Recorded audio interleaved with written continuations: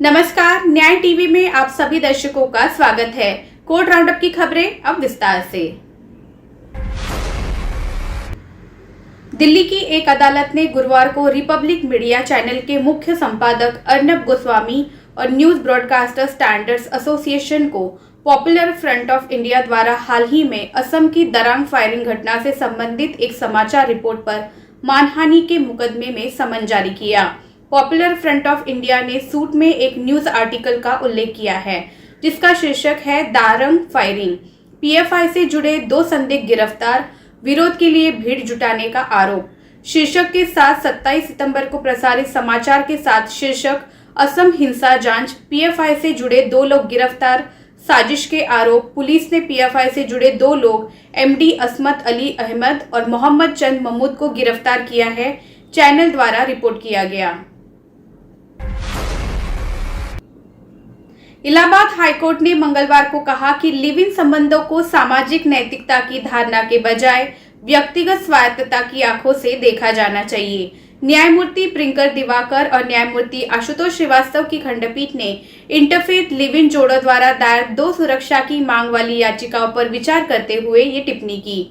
शायरा खातून और उसके साथी दोनों पिछले 2 साल से अधिक समय से एक दूसरे के साथ लिव इन रिलेशनशिप में हैं और दोनों शादी की आयु प्राप्त कर चुके हैं। और जीनत परवीन और उसके साथी दोनों पिछले 1 साल से रिलेशनशिप में हैं और दोनों शादी की आयु प्राप्त कर चुके हैं।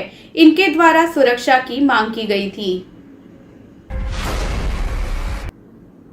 पूर्व सीएजी विनोद राय ने मानहानि के एक मामले में कांग्रेस नेता संजय निरुपम से बिना शर्त माफी मांग ली। ये मामला तब सामने आया जब निरुपम ने पटियाला हाउस कोर्ट में एक मामला दायर किया। उन्होंने आरोप लगाया कि 2G स्पेक्ट्रम पर कैग की रिपोर्ट से तत्कालीन प्रधानमंत्री मनमोहन सिंह का नाम बाहर रखने के लिए निरुपम ने राय पर दबाव डाला था।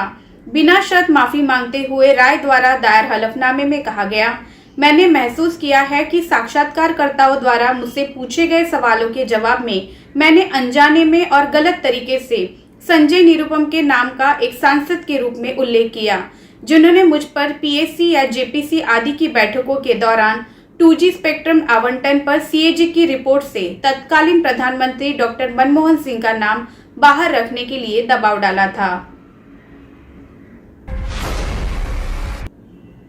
दिल्ली हाईकोर्ट ने कहा कि जमानत पर विचार करते समय केवल इस धारणा पर कि अपराध बढ़ सकता है, आरोपी के सिर पर तलवार लटकाने की अनुमति नहीं दी जा सकती है।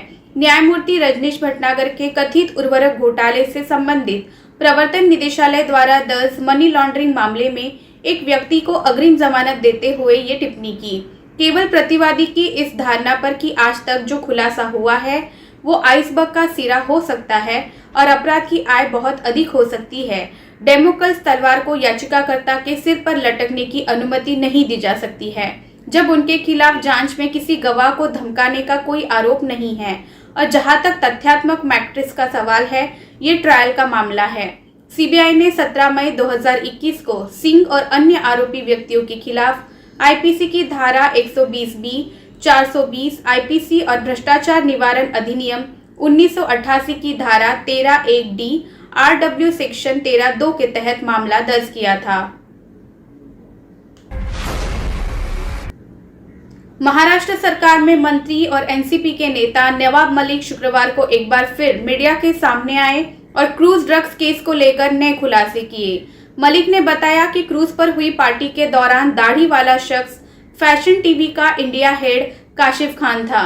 मलिक ने आरोप लगाया कि काशिफ खान ड्रग पार्टी आयोजित करने के साथ ही पोर्नोग्राफी और सेक्स रैकेट भी चलाता है। इसके बावजूद उसे क्रूज से आराम से जाने दिया गया। मलिक ने यह भी कहा कि काशिफ और समीर वानखेड़े अच्छे दोस्त हैं, इसी वजह से उसे नहीं पकड़ा गया। मलिक ने आगे कहा कि एनसीबी को इस बात की जांच करनी चाहिए कि आखिर क्यों समीर वानखेड़े और उनकी टीम ने काशिफ खान को वहां से जाने दिया। इससे पहले की प्रेस कॉन्फ्रेंस के दौरान मलिक ने कहा था कि काशिफ की गर्लफ्रेंड भी क्रूज पर मौजूद थी।